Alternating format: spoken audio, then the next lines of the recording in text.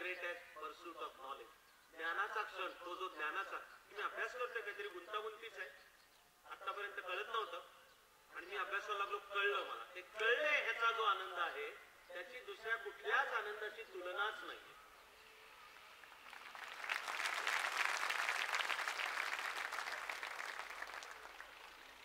तेव्हा आपण आयुष्य आनंदानेच जगण्याची, त्याच्यामध्ये दुःख असतात काय त्याच्यात. मंगेश पाडगावकरांची छान कविता आहे, ग्रेट कविता आहे. पहिली ओळ काय, कसं जगायचं, कणत कणत का गाणं म्हणत. काही लोक चॉईस करतात की जगायचं कायम कणत कणत, कायम दुर्मुखलेले, कायम याचं काय. दुसरी मराठीतली म्हणे सुख दुखतंय, की आता हा असं तोंड वाकडं करून का बसलाय, नाही याचं सुखच दुखतंय. जीवन ही आनंदाने हसत खेळत जगण्याची गोष्ट आहे. ऍक्च्युली मी तर मुला मुलींना शिकवतो, मुलींना सुद्धा शिकवतो बरं का. शिव्या देता आल्या पाहिजेत.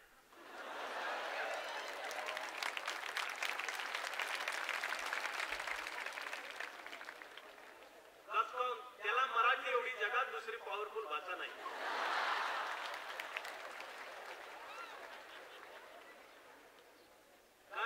शिव्या देता आल्या पाहिजे, हात सुद्धा उचलता आला पाहिजे.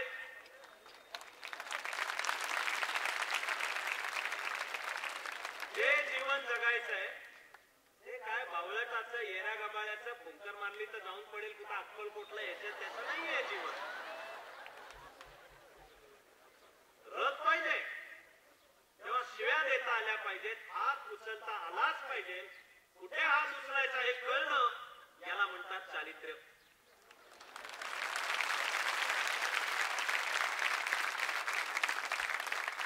तुमच्या जीवन जगताना ज्या अन्याय, अन्यायाविरुद्ध उचलायचा आहे हात, अनिती विरुद्ध उचलायचा आहे, दारिद्र्य, शोषण याच्या विरुद्ध, त्याला आलेला कार्य म्हणता आलं नाही, बावळटाचं काम नाहीच आहे. पण जीवन घडवणे म्हणजे आपण आपलं करत असलेलं कॅरेक्टर बिल्डिंग, ते आपण करतो. आपलं आम्ही नाही करत, मी तर नाही करत, तेवढा मी गर्विष्ठ नाही होऊ शकत, आपण करतो. पण चॉईस आपला आहे की मला माझं चारित्र्य घडवायचं, ते तेजस्वी गुणसंपन्न असं चारित्र्य मला घडवायचं. शिक्षण म्हणजे तो काळ आहे, आणि मग डिग्री, वेगवेगळे विषय हे त्या सगळ्याची माध्यम आहेत. पण मुळात शिक्षण म्हणजे कॅरेक्टर बिल्डिंग, चारित्र्य घडवणे. हे चारित्र्य पुढे आई वडील, समाज आणि ईश्वराच्या सेवेसाठी व्हायचं. ही ईश्वराची सेवा म्हणजे तो कोणता ईश्वर कोणत्या दगडाधोंडामध्ये किंवा विशिष्ट कर्मकांडांमध्ये नाहीये. मानवाची सेवा हीच ईश्वराची सेवा. आणि तुमच्या माझ्या शहाण्या पूर्वजांनी म्हणजे संतांनी, ज्ञानोबा तुकोबांचं इतकं साधं आपल्याला सांगून ठेवलंय, हाती घेतलेलं काम उत्तम करणे हीच ईश्वराची आराधना. आपण हाती घेत, ज्ञानेश्वरीच्या 8व्या अध्यायामध्ये शेवटाकडे माऊली म्हणते, कर्मे ईशू बजावा. अर्धी ओळ सांगतो ओवीची, एका ओवीची अर्धी ओळ आहे, पूर्ण पण नाही सांगतो. संत नामदेवाची पुढे ओळ आहे, ग्रंथ श्रेष्ठ ज्ञानदेवी एक तरी ओवी अनुभवावी. ज्ञानेश्वर हा ग्रंथ किती श्रेष्ठ आहे, तर तुम्ही त्याच्या 9000 ओव्यांच्या पाठांतराला काय अर्थ नाहीये. एक तरी ओवी अनुभवावी, अनुभवावी म्हणजे जगावी. तर मी तर अर्धीच ओळ सांगतोय, ओवीची पण अर्धीच ओळ सांगतोय. कर्मे ईशू बजावा. ईश्वराचं भजन कसं करायचं असतंय, तर ते टाळ असतील, गळा माळा, ते तुकोबारांनी सगळं सांगून ठेवलंय की कपाळावरचा टिळा म्हणजे काय देवधर्म नाहीये. ते का रंजले गांजले त्याची म्हणे तो आपुले, तोची साधू ओळखावा, देव तेथेची जाणवा, किंवा बोले तैसा चाले त्याची वंदावी पाऊले. पुण्य पर उपकार, पाप ते पर पीडा. इतकी सोपी सूत्र आपल्याकरता सांगून ठेवली, जीवन घडवण्याची सूत्र आहेत. आपला शिकतानाच आपला निश्चय पाहिजे की मी माझं कॅरेक्टर, माझं चारित्र्य मी घडवणार. ते शरीराने बलसंपन्न पाहिजे, ते मनाने तेजस्वी पाहिजे, ते बुद्धीने धारदार आणि कोणत्याही अवघड विषयाचा वेध घेऊ शकेल असं पाहिजे.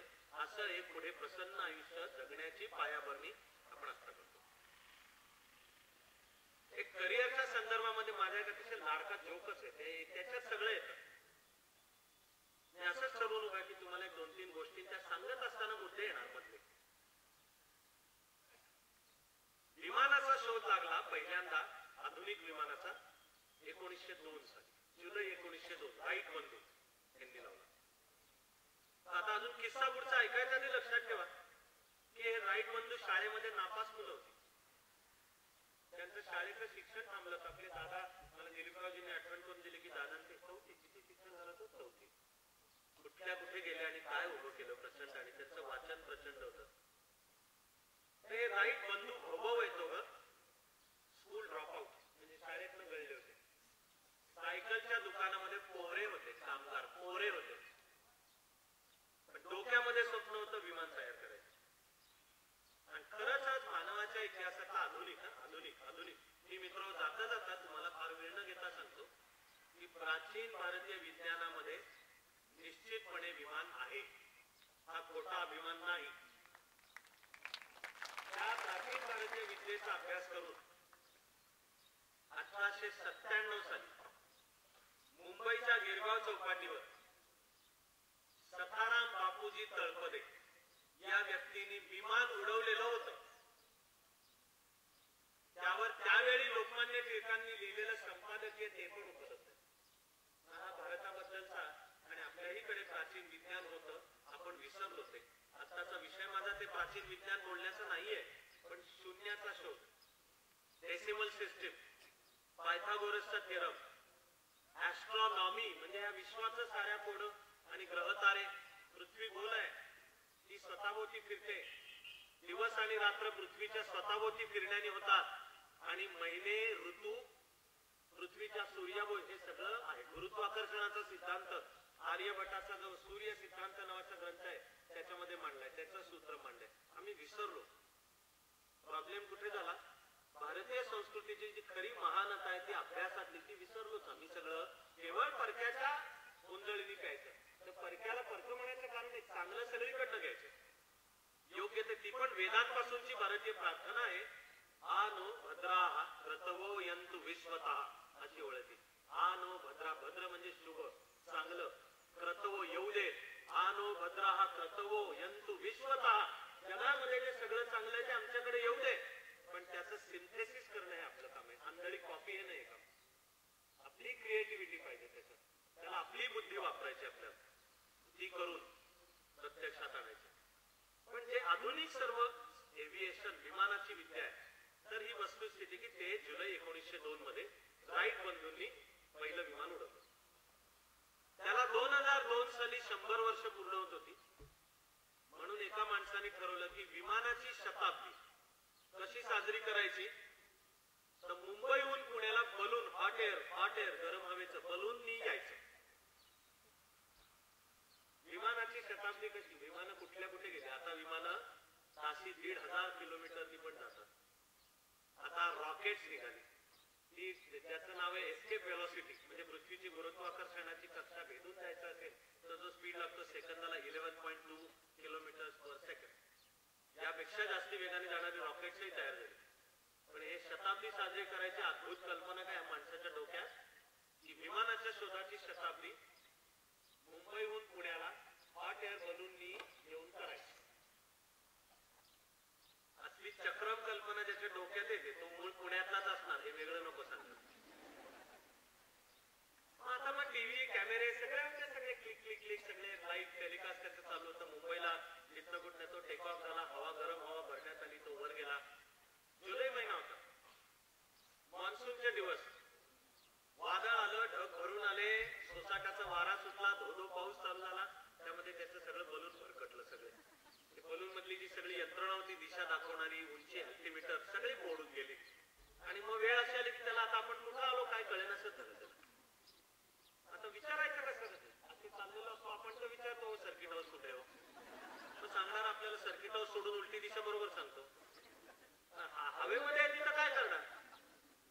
त्यांनी विमानातली हवा ऍडजस्ट केली थोडी आणि असा जमिनीपासून 20-30-40 फुटावर त्याला खाली दिसलं की शेतामध्ये शेतकरी काम करत होता. माणूस दिसला. तो असा 30-40 फुटावर आला आणि त्याने आकाशातनं विचारलं वेअर एम आय, मी कुठे आहे.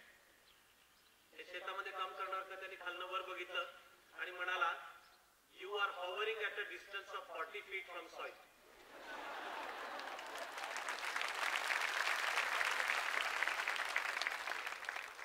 मी कुठे आहे तर तू जमिनीपासून 40 फुटावर हॉवरिंग म्हणजे लटकतोय. तर तो बलून मधला जो माणूस होता तो अजिबात दचकला नाही. तो हसला आणि तो म्हणाला, that proves that you belong to IT sector. Engineer, information technology. Balloon मधला माणूस म्हणाला त्या खाली शेतात काम करणाऱ्या शेतकऱ्याला की तू जे उत्तर दिलंस त्याच्यावर नाही सिद्ध होत आहे की तू इन्फॉर्मेशन टेक्नॉलॉजी क्षेत्रातला असला पाहिजेस. आता तो जमिनीवरचा माणूस दचकला कारण तो खरंच होता BEIT. आणि ते मंदी आली, सबप्राईम क्रायसिस आलं, .com बस्ट नावाचा फेनॉमेनन आहे. म्हणजे इंटरनेटवरच्या कंपन्या बंद पडल्या, सुरू होऊन उत्साहात झाल्या आणि बंद पडल्या. त्यामुळे त्याची सगळी कंपनी बंद, त्याची नोकरी गेली म्हणून गावाकडे पुन्हा शेती करायला आला होता.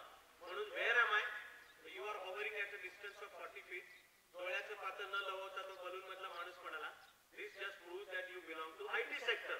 तो दचकला शेतात काम करणार आणि तो म्हणाला, oh my God, how do you know this? तुला कसं कळलं? तर बलून मधला माणूस म्हणाला, because the information you gave is technically correct but practically useless.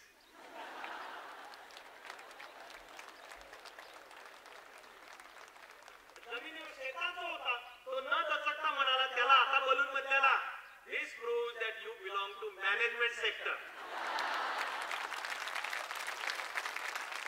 आता यावरनं सिद्ध होतं की तू मॅनेजमेंट मधला कोण. आता बलून मधला माणूस दचकला. तो म्हणाला, oh my God, how do you know this? शेतातला माणूस म्हणाला, because you don't know where you are going, still you expect me to guide you.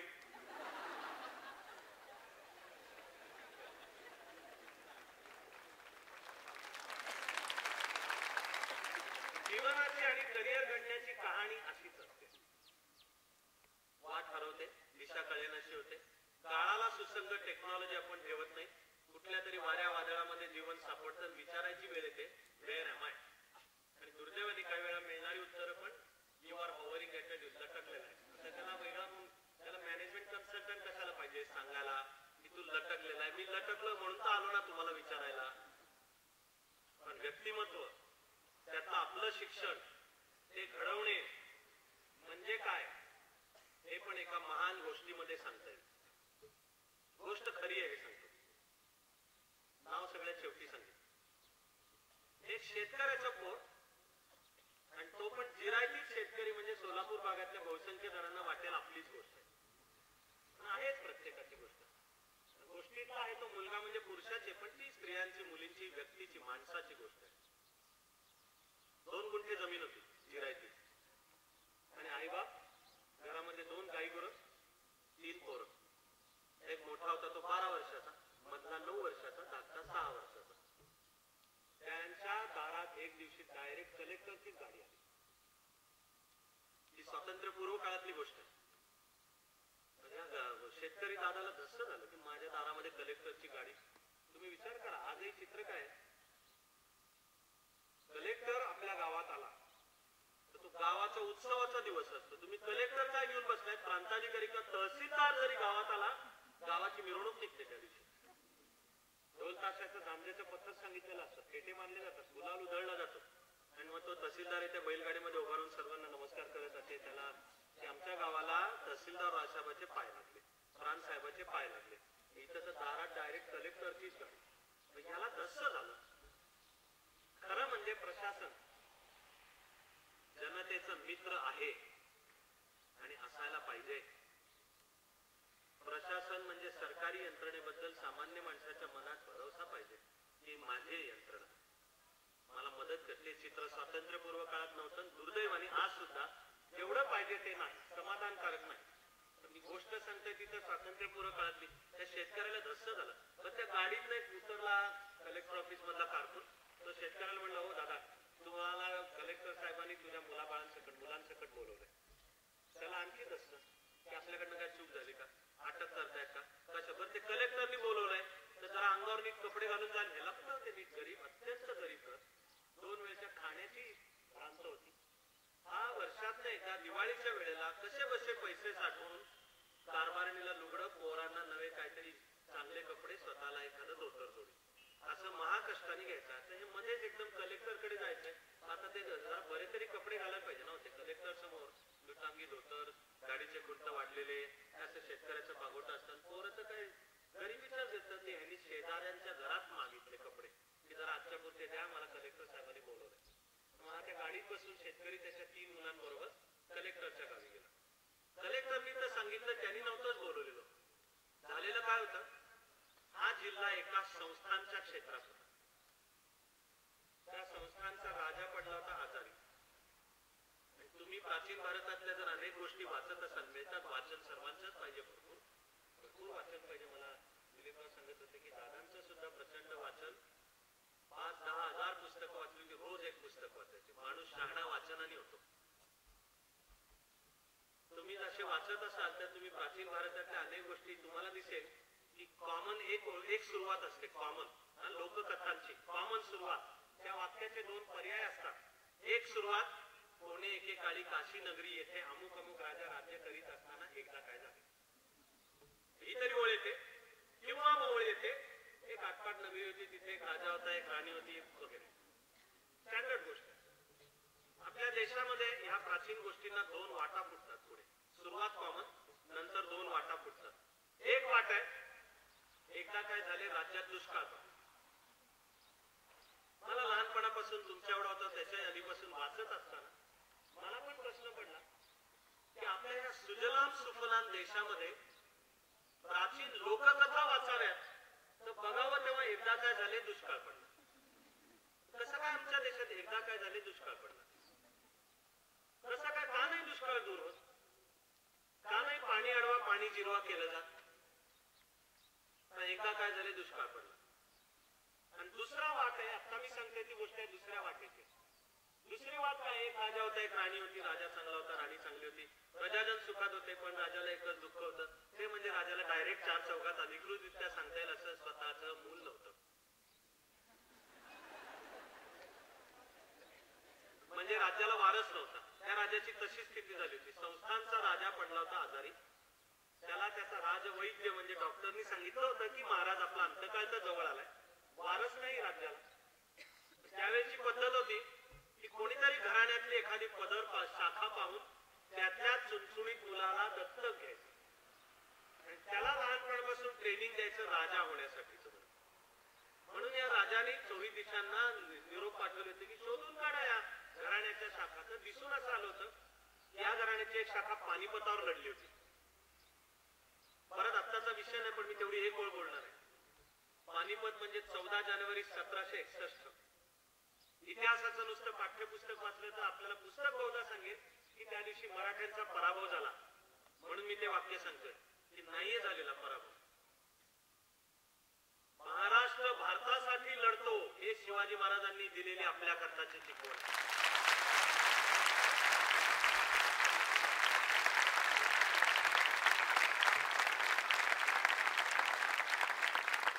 Panipat असू द्या किंवा ज्याचं नाव मराठ्यांचा इतिहास, तो जातीपातीचा नाहीये बरं का. आत्ताच्या दुर्दैवाने काही विषारी शक्ती समाजामध्ये भेद निर्माण करतात, तो सर्वांचा आहे. शिवाजी महाराजांपासून प्रेरणा घेऊन महाराष्ट्र भारतासाठी लढतो, त्या गौरवाशाली इतिहासाचं नाव आहे मराठ्यांचा इतिहास. आणि पानिपत 14 जानेवारी 1761 महाराष्ट्र लढला अहमदशाह अब्दालीच्या आक्रमणाविरुद्ध. कागदावर पाहिलं तर तिची तारीख आहे 14 जानेवारी 1761. या तारखेला आपला असेल पराभव. 1 लाख मराठी मेले, 27 मोठे सरदार गेले. पण अहमदशाह अब्दालीला टिकता आलं नाही. तो चंबू गव्हाळावरून परत गेला निघून अफगाणिस्तानमध्ये. आणि पानिपतापासूनच्या 10 वर्षात महाजी शिंदेच्या नेतृत्वाखाली परत मराठी दिल्लीत होते आणि पुढची 50 वर्ष भारताचं सार्वभौमत्व आपण सांभाळलेलं हे लक्षात ठेवा.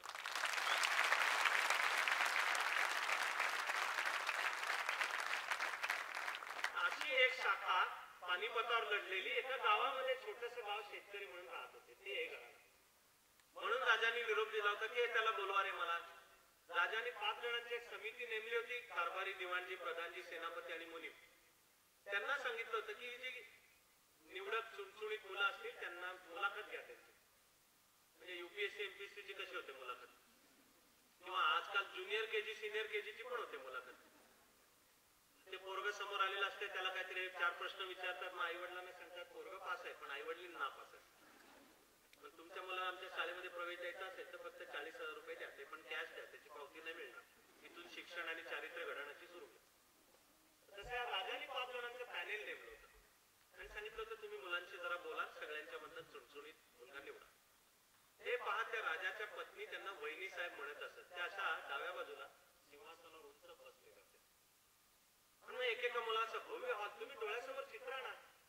काही वेळापूर्वीपर्यंत गावाकडला एक जिरायती शेतकरी फाटक्या कपड्यात राहणार एकदम उठून राजधानीच्याच गावी. मी ते गाव पाहिलेलं पण आहे. नुसतं गाव मी तो राजवाडा पण पाहिलेला. असं भव्य प्रचंड राजवाडा आहे.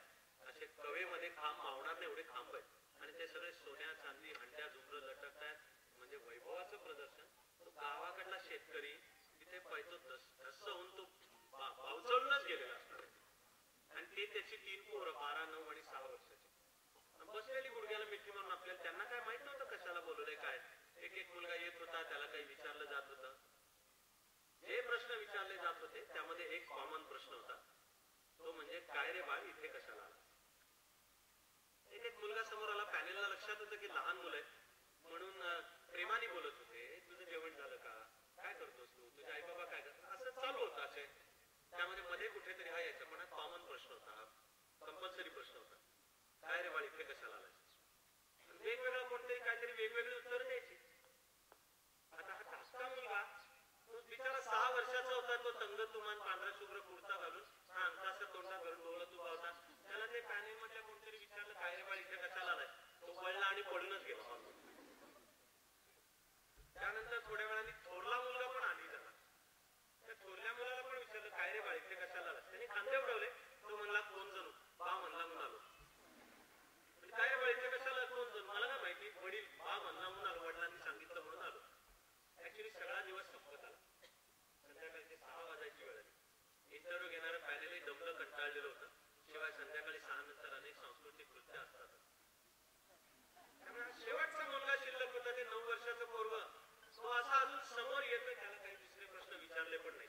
त्याला दुसरे तिसरे तो असा अजून पोहोचतोय समोर. तो पहिलाच प्रश्न त्याला विचारला आणि तो वहिनी साहेबांनीच विचारला. काय रे, पॅनेल पण नाही, त्यांनीच विचारलं काय रे बाळ इथे कशाला आलायस. शेजाऱ्याकडनं चुरगाळलेलं तंग तुमान आणि कुर्त घातलेलं 9 वर्षाचं पोरग दिवसभर भुकेलं बसलं होतं राजाच्या दरबारात गुडघ्याला मिठी मारून. त्याला जेव्हा विचारलं वहिनी साहेबांनी काय रे बाळ इथे कशाला आलायस, त्याने असं डावा पाय पुढे आणि उजवा पाय मागे ठेवून छातीवर हात ठेवून उत्तर दिलं, राजा व्हायला आलो.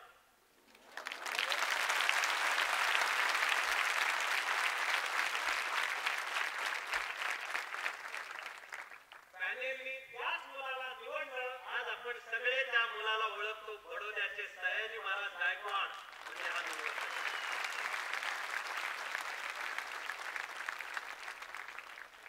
त्यांनी स्वतःचा राजा ओळखला आणि बडोद्याच्या त्यांच्या दरबारामध्ये एकाहून एक भारताचे हिरे वेचून वेचून त्यांनी एकत्र आणलेले होते. एकाहून एक महान व्यक्ती होत्या. थोर क्रांतिकारक आणि नंतर अध्यात्माच्या क्षेत्राचं मोठं नाव योगी अरविंद सयाजी महाराजांच्या दरबारात. योगी अरविंदांचे गुरु विसाजी भास्कर लेले सयाजी महाराजांच्या दरबारात. सुप्रसिद्ध क्लासिकल ज्या गायिका महान असं करायचं असतं त्यांचंही नाव निघालं. हिराबाई बडोदेकर सयाजी महाराजांच्या दरबारात होते. भारताचा असा एक थोर महान महान ज्याच्या महानतेला लिमिट नाही असा थोर सुपुत्र. पण तेव्हा सुद्धा होता ना सुद्धा आहे तो सात तुमच्या हाणीमाती खेळलेला हा अत्यंत बुद्धिमान मुलगा. अमेरिकेत पीएचडी करून आला. त्याच्या पीएचडीचा जो गुरु होता त्यांनी सलाम केला की माझा विद्यार्थी माझ्यापेक्षा हुशार आहे. पण त्याला बडोद्यात जागा मिळत नव्हती, घर मिळत नव्हतं. कारण त्याचा एकच अपराध होता, तो म्हणजे महार म्हणून जन्माला आला. त्या महान असलेल्या बाबासाहेब आंबेडकरांना सुद्धा सयाजी महाराजांनी ओळखलं. शिष्यवृत्ती दिली. आपल्या दरबारामध्ये वर्ग 1चा क्लास 1चा अधिकारी म्हणून पण नियुक्ती करवली. असे दुनियाभरचे हिरे नेमलेले होते. 1911 साली इंग्रजांनी राजधानी कलकत्त्याहून दिल्लीला आणली. त्यावेळी व्हायसरॉय हार्डिंग त्याच्या डोक्यात कल्पना आली की मुघल बादशहाची राज्याभिषेकाच्या वेळेला जशी मिरवणूक निघायची दिल्लीतनं तशी आता ब्रिटिश व्हायसरॉयची की तो हिंदुस्थानचा बादशाह त्याची काढावी. म्हणजे तो मध्ये हातवर बसतात आणि देशभरातले त्याचे सगळे सरदार आणि जे राज्यकर्ते संस्थानिक त्यांनी हातात नंग्या तलवारी घेऊन आणि नंगे पाव म्हणजे जोडे घालायचे नाही पाया असं त्या व्हायसरॉयच्या हत्तीच्या पुढे मागे चालायचं. अशी कल्पना हार्दिकच्या डोक्यात आली तर तो म्हणाला की देशभरातल्या राजांना पत्र पाठवा की त्यांना या कल्पनेवर काय वाटतंय. त्याप्रमाणे देशभर पत्र रवाना झाली. सगळे राजे लालगोटेपणा करत मुजरेगिरी करत एकदम लोटांगण घालत म्हणले की वा वा महाराज कल्पना छान आहे आणि आम्ही आपल्या समोर याच्या हातात नंगी तलवार घेऊन नंगे पाव उभे राहू. अख्ख्या भारतामधनं एक सयाजी महाराज निघाले कळवणारे की अजिबात चुकीची कल्पना आहे, आम्ही या प्रकारची गुलामी दर्शवणारे आम्ही करणार नाही, तुम्ही केलं तरी मी येणार नाही असं कळवलं त्यांनी. तर त्यावर व्हाईसरॉय रागवला आणि त्यांनी खरमरीत पत्र दिलं सयाजी महाराजांना की तुम्ही कसं वागताय, तुम्हाला मॅनर्स आहेत का काही, आम्हाला वाटलं तर तुमच्या हातातली सत्ता सुद्धा आम्ही कधी काढून घेऊ. तर सयाजी महाराजांनी उत्तर दिलं की रागवायचं होतं तर प्रश्न विचारला कशाला मुळात, तुम्ही विचारला म्हणून सांगितलेलं आम्ही काय लेणार नाही. व्हिक्टोरिया राणीच्या 7 वर्ष पूर्ण झाली तिच्या राज्याभिषेकाला म्हणून लंडन मध्ये स्पेशल दरबार भरवला. त्याला भारतातल्या राज्यकर्त्यांना नेलं आणि राणीची भेट घडवून आणली आणि संकेत होता की असा भारतीय पद्धतीने असा मुजरा करायचा त्या राणीला लंडन मध्ये. तर बाकीच्या सगळ्या राजांनी केला, सयाजी महाराज असेच उभे होते. सयाजी महाराजांनी मुजरा केला नाही. तर त्यांना लंडनच्या त्या तिथल्या साहेबांनी खडसून विचारलं की तुम्ही आमच्या राणीला मुजरा कसा काय केला नाही. सयाजी महाराज म्हणाले आम्ही मुजरा फक्त शिवाजी महाराजांना करतो.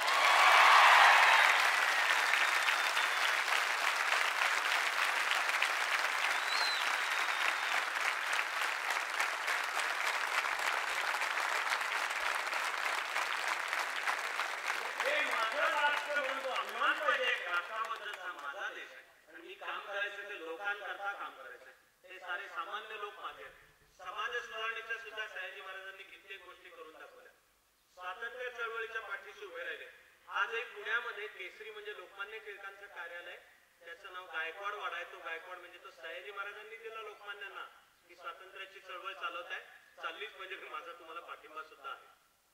आणि मित्रमंडळी मी गोष्ट नुसती उगाच तुम्हाला सांगितलेली नाहीये. जीवन आपल्याला सुद्धा पावला पावला प्रश्न विचारतच असतं, काय रे बाळ इथे कशाला आला, त्या काय रे बाळ इथे कशाला आलासचे अनेक छटा आहेत त्याला. काय रे बाळ इथे कशाला आलास म्हणजे आता इथे कशाला आलास, काय रे बाळ इथे कशाला आलास म्हणजे सायन्सला कशाला आलास, आर्ट्स किंवा कॉमर्सला कशाला आलास, इंजिनिअरिंग किंवा मेडिकलला कशाला आलास, पॉलिटेक्निकला डिप्लोमाला कशाला आलास किंवा इंजिनिअरिंगला कशाला आलास, काय रे बाळ इथे कशाला आलास. काय रे बाळ इथे कशाला आलास प्रश्नाची रेघ वाढत वाढत पोहोचते जन्माला कशाला आलास. मी बोलत असताना विचार करा की आपण काय उत्तर देतो. जीवन जेव्हा आपल्याला विचारताय काय रे बाळ इथे कसं, आपण काय उत्तर. मला शंका आहे की अनेक जण हा जीवनाकडनं जेव्हा प्रश्न येतो काय रे बाळ इथे कशाला आलास म्हणजे जन्माला कशाला आलास, तुझ्या जन्माचा अर्थ काय, त्यावेळेस बहुधा आपण मान वळून पळूनच जाऊ. फार तर फार काय रे बाळ इथे कशाला आलास म्हणजे जन्माला कशाला आलास, त्याला खांदे उडवून कोण जणू बा म्हणला म्हणून आलो असं उत्तर देतो. पण व्यक्तिमत्वाचा विकास आणि करिअर घडवणे म्हणजे जीवनाच्या या काय रे बाळ इथे कशाला आलास या प्रश्नाच्या नजरेला नजर भिडून उत्तर देणे आहे राजा व्हायला आलो. ते राजा म्हणजे केवळ कोणतं पद नाहीये, केवळ राजकीय अधिकाराची खुर्ची नाहीये. आपल्या निवडलेल्या क्षेत्रामध्ये उत्तम आणि प्रतिभावंत असणे म्हणजे आपल्या क्षेत्राचा राजा असणे आणि आपल्या करिअर मध्ये आपलं काम घ्यायचं. जे करिअर असेल त्यामध्ये मी उत्तम आणि प्रतिभावंत पाहिजे म्हणजे मी माझ्या क्षेत्राचा राजा आहे. सचिन क्रिकेटचा नुसता राजा नाही बादशाह असतो. लता मंगेशकर, आशा भोसले गायनाच्या सम्राज्ञी असतात. अमिताभ बच्चन अभिनयाचा राजा असतो. असं आपापलं जे क्षेत्र आहे ते ओळखून जीवनाचं क्षेत्र निवडलं पाहिजे. सगळ्यांनी एका रॅट रेस मध्ये पडण्याचं कारण नाहीये की केवळ कागदावर मार्क खूप मिळवले तरच तो मुलगा मुलगी बुद्धिमान, चुकीची समजूत आहे. त्या कागदावरच्या मार्कांमध्ये सुद्धा 10वी नंतर सायन्सला जाता आलं आणि 12वीला पीसीबी किंवा पीसीएम कॉम्बिनेशन घेता आलं, त्यामध्ये 92, 93, 94, 95% मिळवता आले आणि नंतर सीईटी नीट पार करून मेडिकल किंवा इंजिनिअरिंगला प्रवेश घेता आला तरच जणू तो मुलगा मुलगी हुशार बुद्धिमान, आणि ते करता आलं नाही तर जणू कोणीतरी टाकाऊ आहे. सगळी चुकीची समजूत आहे. सगळी करिअर चांगली आहे. मुळामध्ये नुसतं असं कोणतं करिअर चांगलं किंवा वाईट नसतं. प्रत्येक करिअरला आवश्यक काही गुण संपदा क्वालिटीज आहे आणि आपलं प्रत्येकाचं काम आहे आपल्यामध्ये कोणत्या क्वालिटीज आहे ओळखलं पाहिजे त्याला योग्य जे क्षेत्र आहे ते तुमचं करिअर आहे ते तुमच्या करता चांगले सगळी करिअर चांगली याला मी माझी एक अत्यंत लाडकी 3 मुलांची गोष्ट सांगतो नेहमी ती खरी गोष्ट आहे ती नावं गोष्ट संपेल तेव्हा सांगितली ती गोष्ट मी खूप वेळा सांगतो आज आधी विचार केला होता नको सांगायला पण आपल्या मित्रासारखे आपल्याशी बोलणारे आपल्या आमदारांनी जे छान तऱ्हेने तुमच्याशी बोलले मला वाटलं की आता ही गोष्ट सांगितलीच पाहिजे 3 मुलांची गोष्ट आहे सत्य कथा आहे आणि या गोष्टीतली 3 मुलं आहेत पण त्या 3 मुली असू शकतात 2 मुलं 1 मुलगी 2 मुली 1 मुलगा कोणी 3 माणसांची गोष्ट आहे 3 व्यक्तींची गोष्ट आहे गोष्टीतली ती 3 मुलं आहेत एका शाळेत एका वर्गात होती लहानपणापासून एकमेकाची जिगरी दोस्त त्यामधला एक अभ्यासामध्ये प्रचंड हुशार होता प्रचंड हुशार म्हणजे कायम नंबर 1च कायम 80-90% वगैरे नाही नंबर 1च तो जे करेल अभ्यासामध्ये इतका हुशार नंबर 1 दुसरा मध्यम होता तो असे 90-95% मिळवायची पण रिस्क घ्यायचा नाही पण कधी नापास पण व्हायचा नाही वर्षाच्या वर्षाला त्याची गाडी पुढच्या धक्क्याला लागायची त्याला जर विचारलं तुला डिग्रीला मार्क किती तो छाती काढून उत्तर द्यायचा 2nd क्लास ऑनर्स असा दुसरा मध्यम आणि तिसरा अभ्यास त्याचं काम नाही काय अभ्यासाचं त्याला कळायचंच नाही काय त्याला आपण त्याला कॉलेजचं गॅदरिंग अरेंज करताना पहा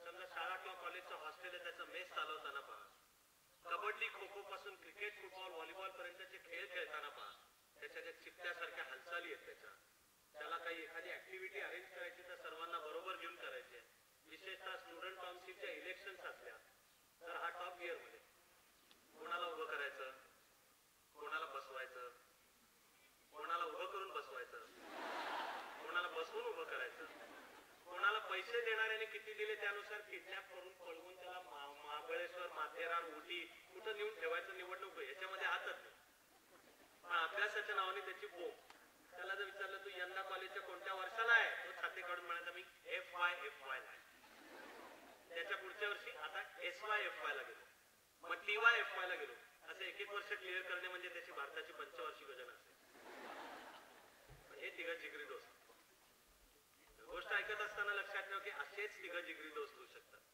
3 अभ्यासात हुशार किंवा 3 मध्यम किंवा 3 अभ्यासात डप्पड एकमेकाचे मित्र नाही होऊ शकत कारण त्या कॅटेगरीमध्ये ते एकमेकाचे स्पर्धक असतात ही व्यवस्था म्हणजे एकमेकाचे गुण एकमेकाला पोषक आहे तो जो अभ्यासात हुशार आहे त्याला जर कॉलेजवर कोणी दम दिला की तो तिसरा मित्र जाऊन त्याच्यानी धरतो अबे साले तेरे को अपने पैर पे घर जाना है कि नहीं जाना त्याच्या बदल्यात तो हुशार मित्र परीक्षेच्या वेळी या तिसऱ्या मित्राला सांगून ठेवतो तू काय टेन्शन घेऊ नको गणिताच्या पेपर मध्ये नापास होते तर मी तुला सांगतो तेवढे फॉर्म्युले पाठ कर जास्त टेन्शन घ्यायचं नाही कंसामध्ये A+B² = A² + 2AB + B². परीक्षेमध्ये X+Y² येतं तो तिसरा मित्र पेपर झाल्यानंतर किल्ली मिळून बाहेर पाहायला गंडावला राहतो आपल्याला सांगताना A+B पेपर मध्ये विचारलं X+Y आता जाता सांगतो की नुसती मी फालतूपणा म्हणून गोष्ट सांगत नाहीये यातला हा मुलगा म्हणजे बाबासाहेब पुरंदरे आहे ही गोष्ट बाबासाहेब पुरंदरे पुण्याच्या 22वीचे विद्यार्थी होते मॅट्रिकला 2दा नापास होऊन 3ऱ्यांदा पास झाले 2 वेळा नापास गणितामध्ये त्यांना काय 100 पैकी 35 मिळवता येईल आणि बाबासाहेबांनी पण प्रामाणिकपणे सांगितलेलं आहे की खरंच वर्गातल्या एका हुशार मुलांनी त्यांना सांगून ठेवले एवढे फॉर्म्युले पाठ कर खरंच A+B² परीक्षेमध्ये खरंच X+Y आला बाबासाहेबांना त्याचं उत्तर लिहिता नाही आलं त्यांनी मित्राला विचारलं की तू आपल्याला काहीतरी चुकीचं सांगितलं राहू 3ऱ्यांदा पास झाले हे पण बाबासाहेब सांगतात की 3ऱ्यांदा कसे पास झाले तर बोर्डानेच विचार केला की अरे हा मुलगा न थकता पुन्हा बसतोय परीक्षा कुठं दरवर्षी व्हायचा आज ते बाबासाहेब म्हणजे असं करायचं असतं सह्याद्रीचं आणि हिमालयाचं उत्तुंग शिखर शिवाजी महाराज उभ्या महाराष्ट्राला ज्यांनी शिकवल्याचे म्हणजे काही गणित नाही आलं तर ते काही कमी हुशार आहे अजिबात असा अर्थ नाही त्याचा 3 मुलं तर मग यातला जो हुशार आहे तो अर्थात त्याची महाराष्ट्रातली नाही पण गोष्ट आपली सगळ्यांची आहे. तो त्याच्या जुन्या काळातले ज्येष्ठांना लक्षात असेल 11वी असायचं मॅट्रिक. मग तुम्ही आर्ट सायन्स कॉमर्सला जायचा. त्याच्या सायन्सला गेला तर पहिल्या वर्षाचं नाव प्री डिग्री असं होतं. मग FY आणि FY सायन्सच्या मार्कावर ठरायचं की तुम्हाला मेडिकलला किंवा इंजिनिअरिंगला प्रवेश मिळेल. हा मुलगा पहिलाच येणार होता. तो मॅट्रिकला पहिला, प्री डिग्रीला पहिला, गोल्ड मेडल आहे त्याला. FY ला त्यांनी फिजिक्स केमिस्ट्री मॅथ्सचे कॉम्बिनेशन घेतलं, पहिला असेल विद्यापीठात गोल्ड मेडल. इंजिनिअरिंगला गेला. पुढे येता का 4 वर्षामध्ये इंजिनियर झाला आणि आसपास बघायला लागला की आता काय करू जीवनात. त्याला कोणीतरी सांगितलं की भारत सरकारची जाहिरात आली आहे पेपरला, कोणत्या तरी भारत सरकारच्या खात्यामध्ये वर्ग 1 चा अधिकारी असिस्टंट एक्झिक्युटिव्ह इंजिनियर हे पोस्टचं नाव आहे. तर त्याची जाहिरात आली आहे आणि त्याला जी ब्रँच आणि याची मेकॅनिकल होती, इलेक्ट्रिकल हा जो मुलगा त्याचं BE इलेक्ट्रिकल होतं. तर त्याला सांगितलं की सेंट्रल PWD किंवा रेल्वे खात्याच्या इलेक्ट्रिकल डिव्हिजन मध्ये अधिकाऱ्यांची भरती करायची होती, तू अर्ज कर. त्याने अर्ज केला. दिल्लीमध्ये UPSC ने मुलाखत घेतली, निवडला गेला. भारत सरकारमध्ये या टॉपर नंबर 1 च्या असलेल्या मुलाचं करिअर चालू झालं. वर्ग 1 चा अधिकारी असिस्टंट एक्झिक्युटिव्ह इंजिनियर. आपला मधला मित्र कुठं, त्याला कुठले 90 गोल्ड मेडल कसं आले, 90-92 कसे आले. त्याला सायन्सला पण ऍडमिशन मिळणे एवढे मार्क नव्हते, कॉमर्सला पण येतो बघ, मान खालीवरून आर्ट्सला गेला. वर्षाच्या वर्षाला गाडी पुढच्या धक्क्याला लागत येताव काय झाला BA राज्यशास्त्र पॉलिटिकल सायन्स. मग आसपास बघायला लागला आता काय करू. कोणीतरी त्याला सांगितलं की आर्ट्सची डिग्री ज्यांच्याकडे असते त्यांना स्पर्धा परीक्षांचं क्षेत्र उपयोगाचं आहे. वाक्य चुकीचं आहे बरं. स्पर्धा परीक्षा अत्यंत महत्वाचं क्षेत्र आहे. ते आता जवळजवळ सर्वव्यापक होत चालले. ते जरूर मी वेगळ्या स्वतंत्रपणे जेव्हा बोलवाल तेव्हा आनंदाने येईल आणि हे खूप विषय असे ते जरूर सर्व सांगित. पण हे वाक्य वस्तुस्थितीला धरून नाहीये. स्पर्धा परीक्षांद्वारा करिअर करायचं असेल तर कोणती तरी विशिष्ट डिग्री पाहिजे असं अजिबात नाही. कोणतीही डिग्री चालते. पण प्रत्येकच क्षेत्रात तुम्हाला दिसेल की अशी काही झापडं लावलेली असतात आणि लोक असे ठोकताळे सांगतात. तसं याला कोणतरी सांगितलं की तुझं BA राज्यशास्त्र आहे का, तू UPSC ची दे आणि IAS अधिकारी हो. या मुलाने दिली, खरंच IAS अधिकारी झाला. आणि IAS अधिकारी तो झाल्यामुळे जास्त हुशार मित्र ज्या खात्यात खालच्या पदावर होता त्याचा वरिष्ठ अधिकारी म्हणून.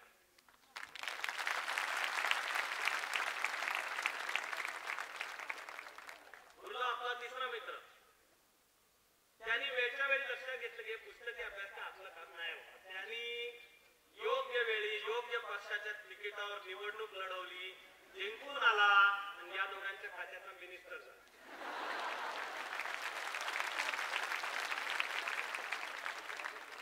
मला तुम्हाला सांगायचं ते सगळं एका गोष्टीमध्ये येऊन जातं. केवळ पुस्तकी अभ्यास म्हणजे बुद्धिमत्ता हे खरं नाही. इंजिनियर डॉक्टर होणे ही आहे बुद्धिमत्ता. पण आर्ट्सची जरी डिग्री घेतली आणि अधिकारी झाला आणि तो प्रशासन चालवतोय हे पण बुद्धिमत्तेचं काम आहे. आणि पुस्तकी अभ्यास नसेल कदाचित पण सार्वजनिक जीवनात राजकारणात सुद्धा राजकारण हे क्षेत्र वाईट समजण्याचं किंचितही कारण नाही. आत्ताचं राजकारण वाईट झालेलं आहे तो देशाचा शाप आहे. पण क्षेत्र म्हणून राजकीय शेवटी लोकशाही देश तिथनं चालतो आपला, धोरणं तिथनं ठरतात. गांधीजी तर म्हणायचे राजकारण माझ्यासाठी मोक्ष साधन आहे, मोक्षाची साधना करण्याचं माध्यम आहे. तेव्हा राजकारणाला वाईट कोणीच समजायला नकोय. पण लोकांना बरोबर घेणे, सर्वांची मोठ वळणे, एका समान हे साधी गोष्ट नाही आहे. लक्षात घ्या तुम्ही. ऍक्च्युअली निवडणूक ही सुद्धा साधी गोष्ट नाहीये. मतदार जागृत आहे. कोणी कितीही मोठा नेता असला तो मतदारांना गृहीत धरू शकत नाही. उशिरा त्याला दर 5 वर्षात एकदा तरी स्वतः फिरून ताईमाई अक्का माझ्यावर मला शिक्का म्हणावाच लागतं. त्यावेळी ती ताईमाई अक्का त्याला विचारते की आता मुर्दा बसवला तुझा, आता आला मागायला, आम्हाला संकट होती तेव्हा कुठं होता. समजा नाही हे बुद्धिमत्तेचंच काम हे लक्षात ठेवा. पण बुद्धिमत्ता वेगवेगळ्या प्रकारची असते. सगळी माणसं म्हणजे छापाचे गणपती नाहीत. इनफॅक्ट आता विज्ञानाने सिद्ध केलेलं सूत्र आहे की प्रत्येक जण बुद्धिमान आहेच, पण प्रत्येकाची बुद्धी वेगवेगळ्या क्षेत्रात चालते. व्यक्तिमत्व घडवणे, करिअर आपलं उत्तम करणे आणि ज्याची मी सुरुवात केली चारित्र्य घडण म्हणजे आपली बुद्धी कोणत्या क्षेत्रात चालते, आपल्या व्यक्तिमत्वाचे गुण कोणते आहेत हे ओळखले पाहिजे. या सूत्राचं नाव आहे स्वची ओळख. नॉलेज ऑफ द सेल्फ की अरे तू स्वतःला ओळख. तुझ्या जीवनाची इमारत दुसऱ्याकडे पाहून ठरवू नकोस. तुझ्या जीवनाची इमारत तिसरा काय करतो याच्याकडे पाहून ठरवू नको. समाज काय म्हणतो, सरकार काय म्हणतो, धोरणं काय आहेत, पैसे कशात जास्त आहेत, कीर्ती प्रसिद्धी कशा कशावर नाही ठरवू नको. हात डोकावून पाहतो. तुझ्या जीवनाची इमारत तुला काय येतं, तुला काय समजतं, तुझं मन बुद्धी सहजपणे कशात रमते, काय विषय समोर आला तर तो तुला असं पटपट समजतोच म्हणे. असं काय आहे की जे करत असताना तुला कष्ट नाही वाटत, मजा येते. असं काय तू करत असताना आई वडिलांवर म्हणण्याची वेळ येते की अविनाश जेवायची वेळ झाली, 2 ग्लास खाऊन घे, मग तुझं चाललंय ते करते, अविनाशचं क्षेत्र. असं आपलं सर्वांचं काम विज्ञानाने सिद्ध केलेलं सूत्र घेऊन इथनं निघायचंय आज. ते म्हणजे ज्याचा मेंदू शाबूत आहे असा प्रत्येक माणूस बुद्धिमान आहेच, पण प्रत्येकाची बुद्धी वेगवेगळ्या क्षेत्रात चालते. बुद्धिमत्तेचा मत्ता कुणाही विशिष्ट जात पात धर्म पंथ भाषा प्रदेश लिंग यांना दिलेला नाही. आपला सगळ्यांचा मत्ता आहे, पण प्रत्येकाची बुद्धी वेगवेगळ्या क्षेत्रात चालते. मेंदूचं जे शास्त्र डेव्हलप होत चाललेलं आहे त्याने सिद्ध केलंय की आपल्या मेंदूचं सर्किट, त्याला विज्ञानाचा शब्द आहे न्यूरल सर्किट, वेळेअभावी त्याच्या तपशिलात नाही जात मी, पण प्रत्येकाचं विज्ञानाने सिद्ध केले की ज्याचा मेंदू शाबूत आहे, ही कंडिशन आहे. मेंदूला जर दुर्दैवाने काही इजा असेल तर गोष्ट वेगळी, पण त्यांच्यावर आपल्याला अधिक प्रेम करता आलं पाहिजे. पण मला वाटतं आपण इथे बसलेले सर्वजण तर ईश्वराचे आई वडिलांचे आभारी राहिलं पाहिजे की आहे ना मेंदू शाबूत. तर त्याचा अर्थ आहे की तुम्ही प्रत्येक जण बुद्धिमान आहातच, पण प्रत्येकाची बुद्धी वेगवेगळ्या क्षेत्रात चालते. करिअर घडवणे आणि व्यक्तिमत्व विकास म्हणजे आपली बुद्धी कोणत्या क्षेत्रात चालते हे ओळखून क्षेत्राची निवड करायची, त्या निवडलेल्या क्षेत्रामध्ये उत्तम आणि प्रतिभावंत होणे. इथे माझा आजचा मुद्दा संपतो. एक्सलन्स आणि क्रिएटिव्हिटी कशातली, आपल्या निवडलेल्या क्षेत्रात. तेव्हा दादा चौथी नापास असतील, पण सार्वजनिक सेवेचं जे कार्य केलं ते आहे एक्सलन्स अँड क्रिएटिव्हिटी आपल्या क्षेत्रात. सचिन 12वीला नापास असतो, पण ते नापास होताना भारताकडनं खेळतो, वर्ल्ड कपच्या अशक्य 51 मॅचेस आणि जिंकून देतो. आपण त्या सचिनला म्हणायला जात नाही की तू सिनेमात काम कर. आपण जर सचिनला म्हणायला गेलो सिनेमात काम कर, तर त्याच्या स्वभावानुसार सौम्य असेल, तो म्हणेल अहो मी माझं काम नाही केलं, मी एखाद दुसऱ्या ऍडव्हर्टिजमेंट जाहिरातीच्या फिल्म मध्ये काम करतो, पण बॅटिंग माझं काम आहे. तुम्हाला सिनेमात काम अमिताभला म्हणा, त्या अमिताभला आपण जर म्हणालो कविता कर, तो म्हणेल पप्पांना विचारून येतो. अमिताभ म्हणेल मी सादर करीन फार तर कविता, मी सादर करीन कविता. आणि खरोखरच काही उत्तम ऐकायची जर ऍलर्जी नसेल तर केव्हा तरी मिळवून वेळात वेळ काढून अमिताभनी त्याचे वडील म्हणजे जागतिक इतिहासातला एक महान कवी, all time great Harivanshrai Bachchan यांच्या कविता अमिताभनी सादर केल्या आहेत. अशी 70 मिनिटाची सीडी आहे, तिचं नाव बच्चन रिसाइट्स बच्चन. आणि आवाज ही काय चीज आहे, आणि काव्य आपल्या एका मुलांनी दादांवरची ते छान कविता इथे सादर केली, एकदम समर असून त्यांनी सादर केली. काव्य ही काय चीज आहे आणि ते सादर कसं करायचं असतं त्याचा एक उत्तुंग नमुना म्हणजे अमिताभचा आवाज, त्याचं व्यक्तिमत्व, त्याचा अभिनय, नुसते डोळे, नुसता चेहरा आणि आवाजांच्या मधनं सुद्धा व्यक्त करणे. त्या अमिताभला जर म्हणालो कविता कर, तो म्हणला माझं काम नाही कविता, माझं काम अभिनय, तो मुद्रा अभिनय किंवा वाचिक अभिनय. तुम्हाला कविता हव्या पप्पांना विचारा. त्या हरिवंशराय बच्चनना जर आपण म्हणालो की भारताचे पंतप्रधान व्हा, ते म्हणतील माझं काम नाही. भारताचे पंतप्रधान मनमोहन सिंगना सांगा, अटल बिहारी वाजपेयींना सांगा, कोणी व्हायचं ते ठरवायला सोनिया गांधींना सांगा, पण माझं काम नाही. आणि त्या डॉक्टर मनमोहन सिंग आणि अटल बिहारी वाजपेयींना जर म्हणालो मराठी नाटकात काम करा, ते म्हणते आम्ही संसदेत करतो तेवढी बात झाली.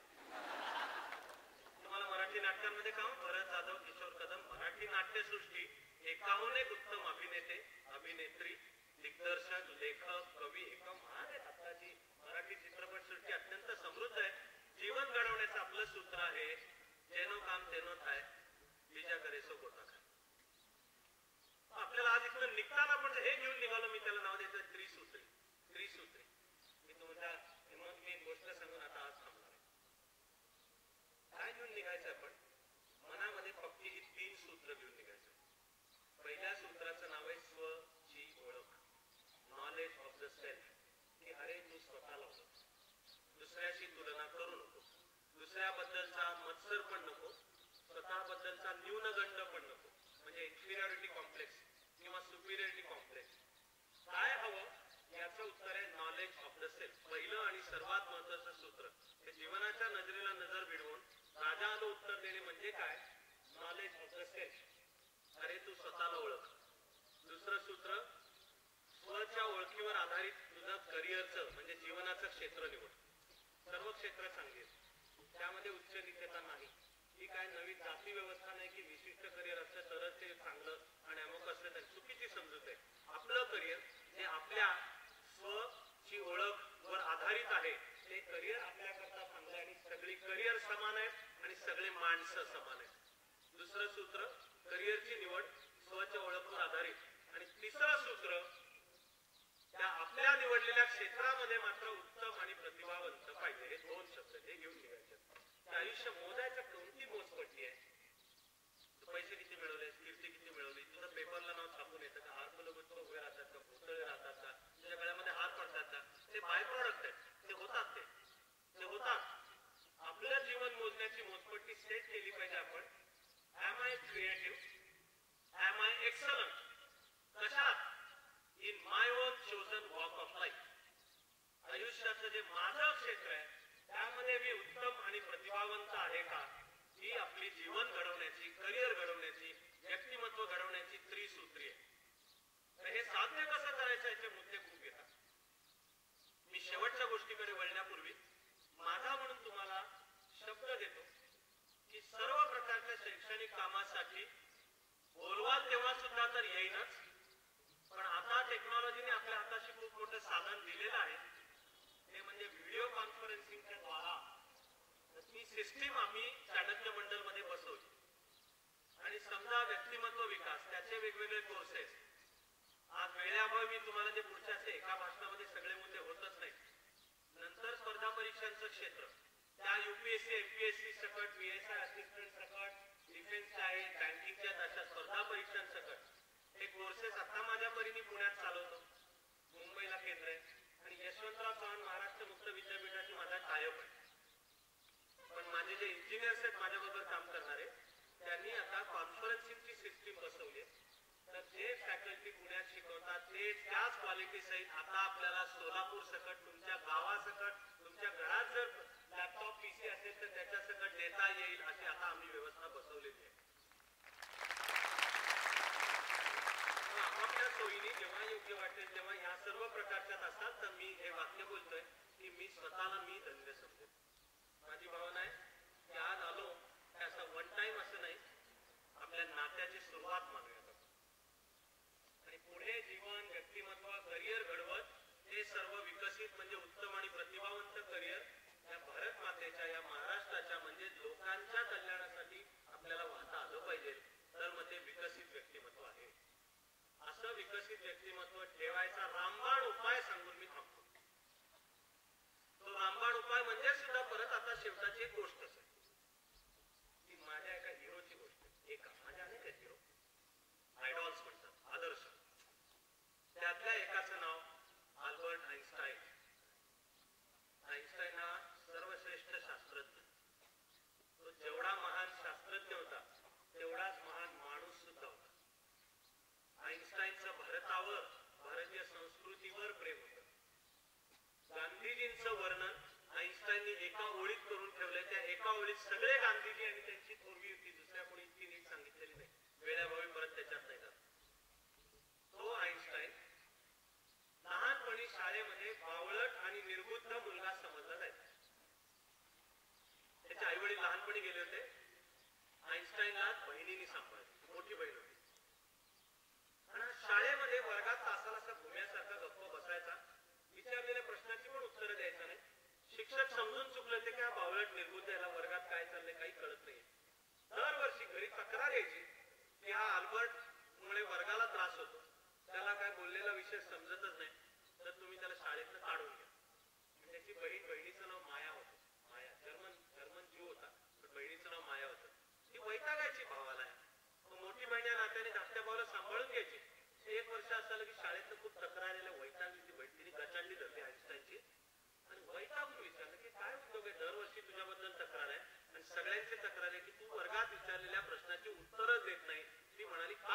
देत नाही हे सांग, असं तिने गच्चांडी धरली. ती कोपऱ्यात ढकलला होता छोट्या अल्बर्टला.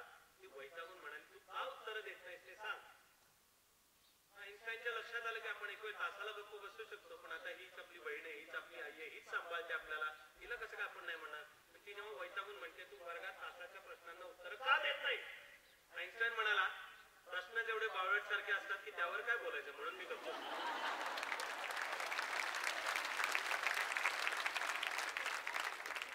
शाळा कॉलेजमध्ये तो आईन्स्टाईन समजला गेला. आईन्स्टाईन म्हणजे बुद्धीचा महासागर आहे, पण तो शाळा कॉलेजमध्ये समजला गेला बिंडोक.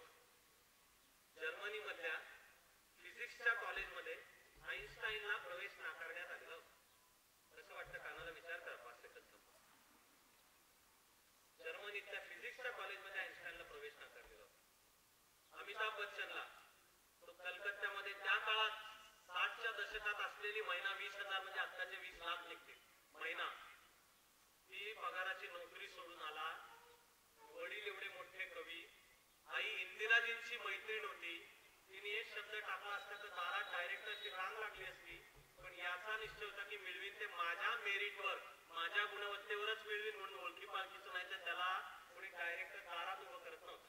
पण हा उंच टांगाळ्या खप्पड चेहऱ्याचा तो काळ म्हणजे सगळा देवानंद राजेश खन्ना म्हणजे चॉकलेट हिरोचा काळ होता तो. त्याला पण दारात उभं, त्याला काम मिळत नव्हतं, त्याला नाकारलेलं होतं त्याला अभिनय. तुम्हाला ऐकून आश्चर्य वाटेल, लता मंगेशकरना आकाशवाणी केंद्राने गायनामध्ये नापास केलं. ऑडिशन टेस्ट असते. लताबाई 11 वर्षाच्या असताना त्यांचे वडील गेले पुण्यामध्ये दीनानाथ, पण मास्टर दीनानाथ. वेळेत उपचार नाही मिळाला, औषध नाही मिळालं म्हणून गेले. आणि 11 वर्षाच्या मुलीवर आपली धाकटी 4-5 भावंड सांभाळण्याची वेळ येऊन पडली.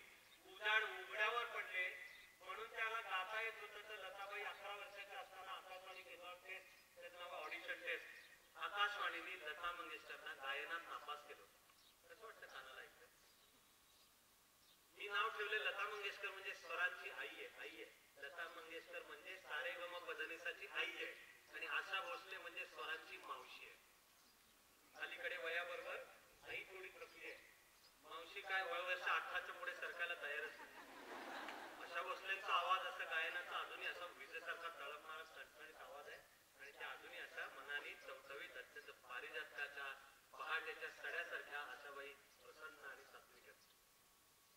पण त्यांना ऑडिशन टेस्ट मध्ये नापास होतं. हे ऐकत असताना लक्षात ठेवा तुम्ही, जीवनामध्ये ज्यांनी ज्यांनी काही मिळवलेलं असतं त्यांनी भरपूर थोपडा, भरपूर अपयश, भरपूर उपेक्षा, अपमान, अवहेलना, विश्वासघात सगळं सोसलेला असतो. तो त्या सगळ्याला नाकावर टिचून करून तो जीवनाला शरण जात नाही, तो जीवनाला राजा व्हायला उत्तर देतो, म्हणून तो जीवनामध्ये पुढे यशस्वी होतो.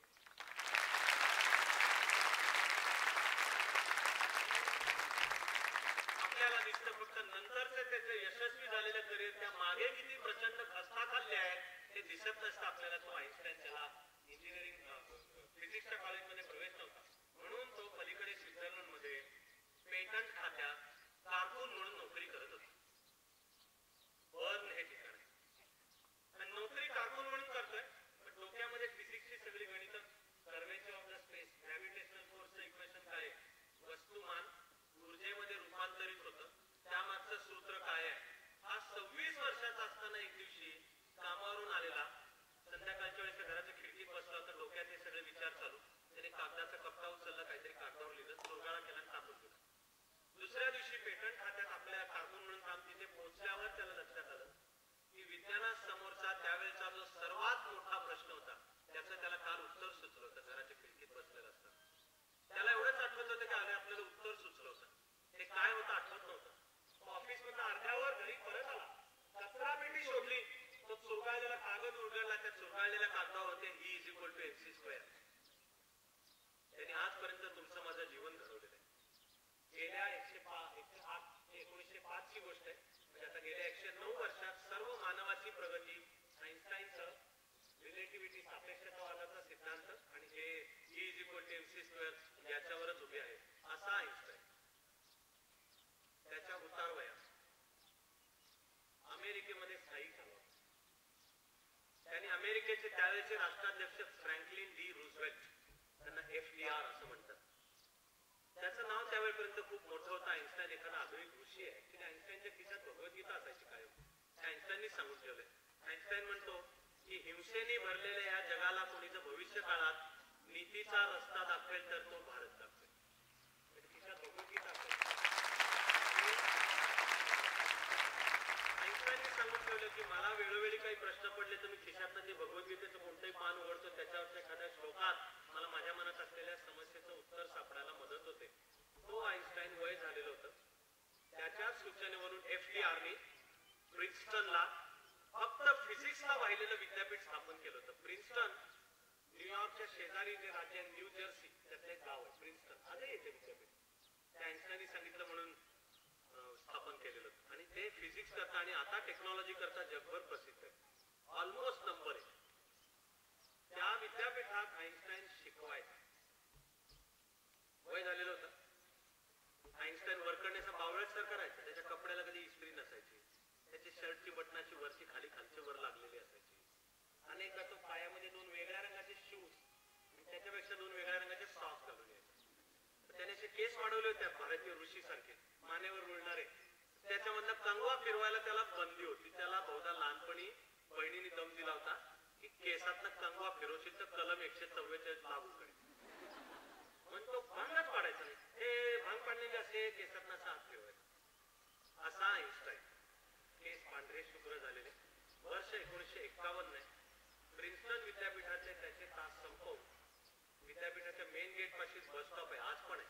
मला जाता येतं तिकडे. माझ्या व्हिजिट झालेल्या आहेत. मी त्याचा फोटो काढून ठेवला. तर त्या मेन गेटच्या पाशी बस स्टॉपवर आईन्स्टाईन उभा होता. त्याच्या शेजारी एक तरुण मुलगा येऊन उभा राहिला. गोरा म्हणजे व्हाईट मुलगा, उंच, तगडा, सणसणीत, व्यायाम करून तब्येत कमावलेला आणि त्याच्या हातामध्ये असा पुस्तकांचा ढिगारा होता. तर माणसाची नजर करत जाते. बस स्टॉपला मी नाव ठेवलंय वधूवर सूचक मंडळ. आणि बस स्टॉपवर उभारून जो इकडे इकडे बघत पु ल देशपांडेंच्या भाषेत सांगायचं तर कुठं सुबक ठिंगणी दिसते का, त्याचं त्याचं वधूवर संशोधन चालूच असतं. काही असलं तरी शेवटी शेजारी एक जात आहेत ना नजर. त्याच्या आईन्स्टाईनची नजर गेली. त्यांनी पाहिल्या या मुलाच्या हातामधली सगळी पुस्तकं फिजिक्सची होती. म्हणून आईन्स्टाईन त्या मुलाकडे बघून विचारलं, young man, who are you? त्या मुलाने छाती काढून उत्तर दिलं, I am a doctor of physics. आणि मग तो म्हणाला, and old man, may I ask you who are you? वर्ष 1951 नाही. टीव्ही आलेला होता पण तो आता इतका प्रचंड प्रसिद्ध नव्हता. आणि अल्बर्ट आईन्स्टाईन हे नावही प्रचंड प्रसिद्ध होतं पण चेहरा नव्हता माहिती. सेलिब्रिटी कल्चर नव्हती आलेली. त्याला विचारायला पोराला काय माहिती की फिजिक्सचा देव आपल्या शेजारी होता. म्हणून आईन्स्टाईनने विचारलं, young man, who are you? त्या यंग मॅननी छाती काढून उत्तर दिलं, I am a doctor of physics. And old man, may I ask you who are you? आईन्स्टाईनने उत्तर दिलं, I am a student of physics.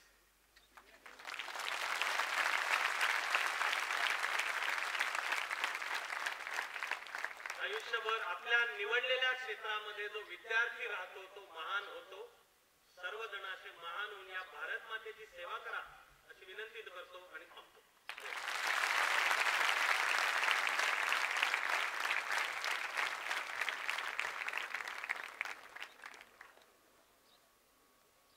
आदरणीय सरांनी आता खूप चांगल्या पद्धतीने मार्गदर्शन केलं. कदाचित त्यांची आणि माझी रास एकच असेल असं वाटतंय. कारण काय त्यांनी एक मोठी जबाबदारी ती नोकरी सोडून त्यांनी आता ह्या आपल्याला मार्गदर्शन महाराष्ट्र घडवण्यात, देश घडवण्यात, सोलापूर घडवण्यात, त्यात अजून मला खूप आनंद झाला की आपल्या सोलापुरातलं अजून आपल्या सोलापुरात बार्शीत राहणारे आणि हे आमच्या सगळ्याच मुलांना आनंद झाला. त्यातल्या त्यात बार्शीतल्या मुलांना खूप आनंद झालेला आहे. कारण का ते नेहमी फर्स्ट क्लास मध्ये असतात. त्यामुळे त्यांना खूप छान वाटलं की आपण पण आज उद्या धर्माधिकारी व्हावं म्हणून. आपण खूप शांततेने ऐकलात. आपल्याला निश्चितपणे त्याच्या आयुष्यामध्ये बदल घडेल आणि आपण जे आज धर्माधिकारी साहेबांचा आपण खूप शांतपणे अतिशय चांगल्या पद्धतीने आपण ऐकलात. आणि खरंच आहे, मी पण कधी खूप ऐकत नसतो. म्हणजे माझं पण पेशन्स 1.5 तास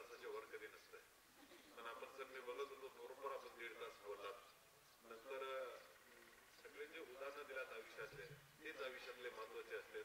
आता माझ्या आयुष्यातलं एक नवीन उदाहरण म्हणजे धर्माधिकारी साहेब आहेत असं म्हणायला काय हरकत नाही. त्यानंतर पहिल्यांदा आपले ऑनरेबल गेस्ट जातील.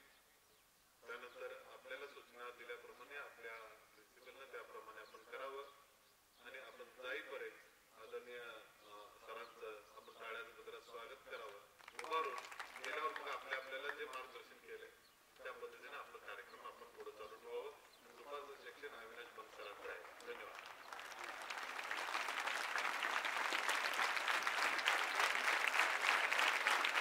We request all the audience to give a huge round of applause.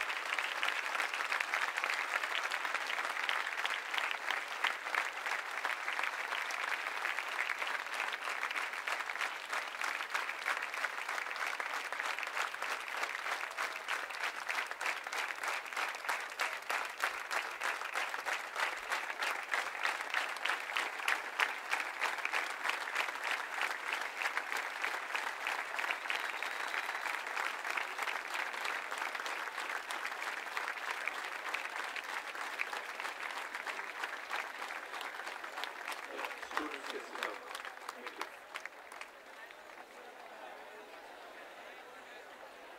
I take the pleasure of announcing all the students and information that the lunch is being arranged for all of you, and the students from BMIT can have their lunch in BMIT campus. Students from BMP will have their lunch in BMP campus, and students from SPM will have their lunch behind BMIT library.